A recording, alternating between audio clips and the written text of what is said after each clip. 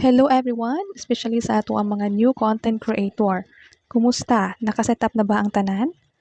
Kung wala pa, watch this video kaya akong itudlo ninyo kung unsaon ang pag-setup sa ato ang payout account on Facebook.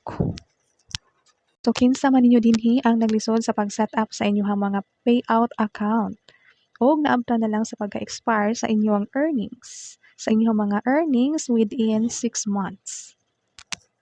So giingon din ha nga if you fail to set up your payout accounts within 6 months of earning money, you will forfeit all your earnings. Mawala ang tanan nimong kinitaan. Masayang to ang imong tanang earnings within 6 months. So labi na kung na-unlock na nimo ang stars. So ang kita nimo sa stars baliwala na to. So mawa ang tanan nimong gihaguan ang tanan nga tools nga nikita ka. So kung naka-earn na ka ato, mabaliwala na. So di na nimo to makwarta kay ma-expire na siya after 6 months. So you will not be able to receive earnings from your monetization tools. Mong importante kayo ang pag-set up sa ato ang mga payout accounts once mosulod na ta og vlogging or mag-digital creator na ta. Tungod kay anha mosulod ang ato ang earnings. Aron dili mabaliwala ang ato ang kahago, di na to kalimtan ang pag-set up sa ato ang mga payout account. Kay importante kayo na as a content creator. Sa mga new content creator nga wala pa naka-set up, ang angay ninyong i-prepare og una kay ang TIN. So kinahanglang naa na mo'y TIN.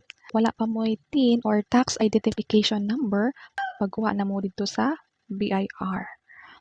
Pagkuha na mo, hinahinay na mo kadto sa BIR aron sa pagkuha o TIN. And ang ikaduha nga angay nyong i-prepare kay ang inyuhang bank account. Okay, so ang inyuhang kung unsa nga payout, unsa inyuhang napili nga payout methods nga gamiton para sa pag-link sa inyuhang Facebook payout account ngadto sa inyuhang bank or PayPal account. Kung bank account ang inyuhang gamiton, make sure nga ang bank nga diin mo nag-open sa inyuhang account kay naa didto sa naa sa list or sa lista sa mga banks nga pwede nato malink sa ato ang Facebook payout account. So karon ato anang sugdan ang pag-set up. First buhaton mo ta sa ato ang profile, sa atong Facebook profile, then pangitaw nato dito ang professional dashboard, then monetization. So under sa monetization na dito ang monetization status. So na nakabutang dito ang set up your payout account to get paid. So ato na siyang i-set up kay kung dili nato na i-set up, kung naamoy mga na-earn sa inyong mga tools within 6 months, ma-expire na to siya o malapas na sa 6 months. So masayang ang inyong earnings. Okay, so kinahanglan gid natong ma-set up as soon as possible na dili siya mulapas sa 6 months. Okay, so ato lang na siyang kumpletuhon ang steps nga gihatag. Then, okay, i-click na to ang set up payout account. So, set up payout account. I-click na to ang set up payout account. So, let's start with the basics. Okay, so this account info will be used to set up your profile. Make sure your first and last name are written as they appear on tax documents. So, nakabutang din ha ang legal first name. Type the legal name as it appears on the tax documents. So kung unsa ang inyuhang i-register dito sa inyuhang tax documents, kanyang pagkuha og TIN, so mao na siya dapat ang inyuhang i-register din ha nga name. So legal last name and date of birth. Okay, so date of birth and country. So kung asa ka nagpuyo, kung asa ka nakabutang karon, kung Filipino ka, so naa na arrow down, scroll lang nimo, naay arrow pa ubos. Naa din ha ang mga option sa mga country. Okay, so naay daghang option dira. So pili lang ka kung unsa ka nga country na belong. Then click next. So enter business info. So na dito ang nakabutang dira. Ask about your business. This info will be used to set up your profile and report your taxes. So na din ha nakabutang ang country and your business type.